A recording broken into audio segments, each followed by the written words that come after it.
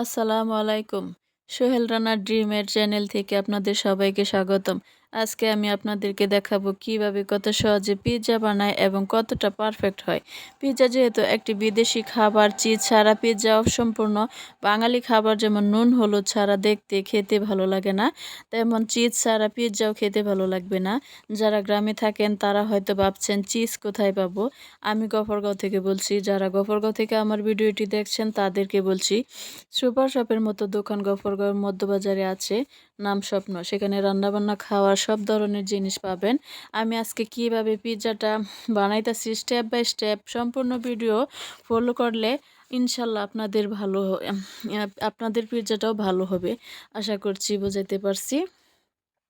আমার ভিডিওটি যদি আপনাদের ভালো লাগে তাহলে লাইক কমেন্ট সাবস্ক্রাইব করে আমার পাশে থাকবেন।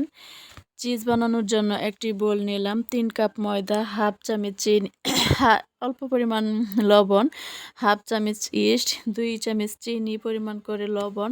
এখন সব একসাথে মিক্স করে নেব।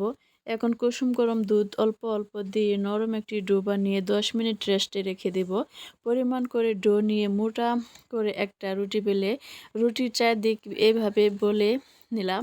একটা কাঁটা চামচ দিয়ে এভাবে ঘন ছিদ্র করে টমেটো সস মেখে নিলাম। এবার আপনার পছন্দ মতো সাজিয়ে নেন। আমি ডিম দিয়ে বানাইতেছি, আপনারা চিকেন দিয়ে বানাতে পারেন। একটা কড়াইয়ে স্ট্যান্ড বসিয়ে পিৎজার থালা বসিয়ে চুলার আঁচটা কমিয়ে 20 মিনিট রেখে নামিয়ে নিলাম। আমার মেয়ে খায়া বলতাছে সেই স্বাদ।